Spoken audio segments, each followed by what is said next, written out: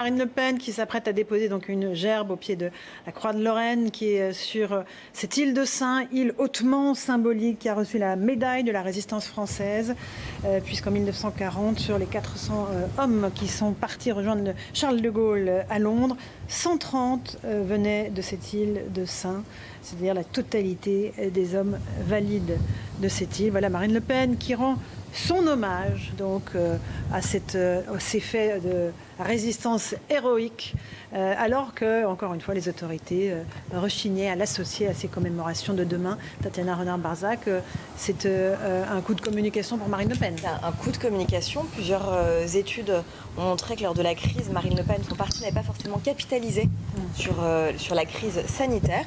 En revanche, en effet, elle a été aux premières loges. Que nous sommes venus nous recueillir dans ce paysage grandiose, au pied de ce monument de granit érigé sur cette terre de France. Cette île d'où finit la terre, terre aride, si héroïque et si pudique, si courageuse et si volontaire. Mais aussi cette terre bretonne, qui parle tant au cœur de la petite fille de marin, mort pour la France en 1942, quand son bateau de pêche sauta sur une mine non loin d'ici. Posée sur l'eau comme un défi aux courants et aux tempêtes, l'île de Saint se dresse elle-même comme un acte de résistance. Résistance à cet océan à la fois nourricier et meurtrier, résistance aux permanences et aux contingences, résistance aux aléas. Toutes ces résistances qui ont forgé l'âme solide de ce peuple de laboureurs de la mer et de goémoniers. Notre présence recueillie procède ici d'un acte de respect et même de piété. 80 ans après cette illustre journée du 18 juin 40, nous avons tenu à honorer celui qui prononça cet appel à la liberté, qui exhorta le peuple abattu au sursaut. En l'appelant à s'arracher à la résignation et au déshonneur, il l'engageait au combat pour la dignité des hommes, la liberté des personnes et la souveraineté de la France. Mais cet hommage nous semblerait incomplet si nous n'associons pas en cette occasion les Français anonymes, de toutes origines, de métropole et à l'époque de l'Empire, qui répondirent à l'appel du devoir et de la patrie. Avec le Harzénite qui partit dès le 19 juin, comme le Véleda, et le Rouennais Armor qui l'imitèrent dans les jours qui suivirent, ce sont 128 sonnants anonymes qui rejoignirent la Grande-Bretagne dans un même élan de courage et de cœur. Ils ralliaient un général rebelle qu'ils ne connaissaient pas, une voix inconnue qui parlait au nom de la France.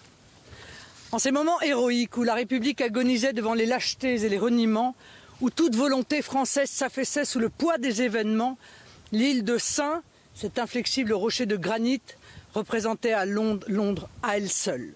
Selon le mot affectueux du chef de la France libre naissante, le quart de la France. Le plus jeune de ces héros avait 14 ans et le plus âgé 54. Réputés comme les meilleurs marins du monde, c'est naturellement que les sonnants servirent pour la plupart d'entre eux sur les champs de bataille qui étaient leur univers, la mer, au sein des forces navales de la France libre. L'un d'entre eux, Joseph Guichard, fut parmi les 177 bérets verts du prestigieux commandant Kieffer qui s'illustra lors du débarquement de juin 1944. Triade, qui leur consacra une ode, rappelle que quand l'orage finit, il en manquait plus de 20. 22 exactement, qui ne reviendront pas, soit davantage que pour la guerre de 14. Au prix de leur vie, s'appliqua la sentence des héros qui ont donné à la patrie, ici gravée dans la pierre de Bretagne, Kentor Mervel, plutôt mourir. À propos de ces marins de l'île de Saint, le général de Gaulle traduisait son indéfectible admiration et son inaltérable reconnaissance par cette belle formule. Leur honneur fut d'avoir toujours porté secours aux marins.